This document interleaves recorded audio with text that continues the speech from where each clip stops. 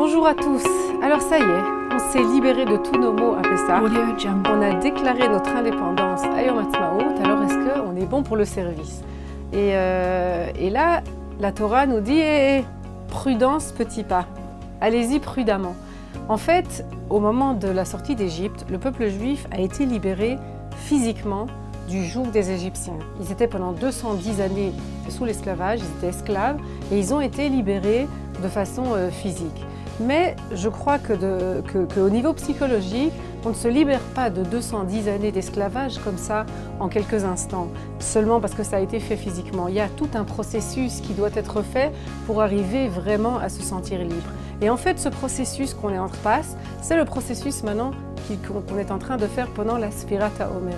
La Sfirat HaOmer, ce sont ces jours qui entre Pessah et Shavuot, entre le moment où on sera apte en fait à pouvoir vraiment recevoir la Torah. On le voit dans la Torah, on voit que quand le peuple juif sort d'Égypte, ils ne sont pas tranquilles, ils regardent derrière eux, ils ont peur des Égyptiens qui courent et qui essayent de les attraper. Ils ne sont pas encore complètement libérés. C'est seulement, d'une part, après la mer morte, où ils vont voir les Égyptiens qui vont couler dans l'eau, alors ils comprennent que ça y est, maintenant on commence à être libérés, qu'ils vont être aptes à pouvoir s'approcher de Har Sinaï et de recevoir la Torah. Qu'est-ce qu'on fait pendant cette période-là? Eh bien, on essaye de grandir encore et encore dans notre liberté, dans notre indépendance, de faire les choses comme il faut, d'être libéré, mais vraiment totalement de tout ce qui nous dérange, pour arriver enfin à être apte à être un ustensile qui peut capter en fait cette Torah. Et c'est là-dessus qu'on travaille là, pendant ces jours-ci. Chaque jour on compte, on parle d'une autre mida et on essaye de s'améliorer, d'être encore mieux.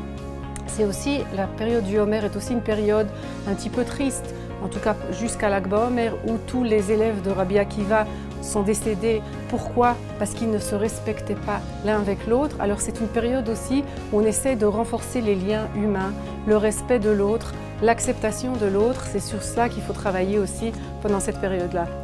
Alors une toute petite histoire que j'ai lue ce matin, que j'ai trouvée très mignonne. Une petite fille était avec 2 pommes en main et sa maman lui dit: tu peux me donner l'une des 2 pommes, moi aussi j'ai un petit peu faim.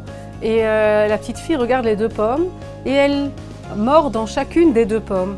Sa maman est un tout petit peu déçue du fait qu'elle ne voulait pas partager les pommes avec sa maman, mais elle ne le montre pas. Elle sourit et elle lui dit: apparemment tu dois avoir très faim. Et la petite fille lui répond: regarde maman, j'ai mordu les 2, je crois que celle-ci elle est beaucoup plus sucrée, alors tiens, prends celle-ci.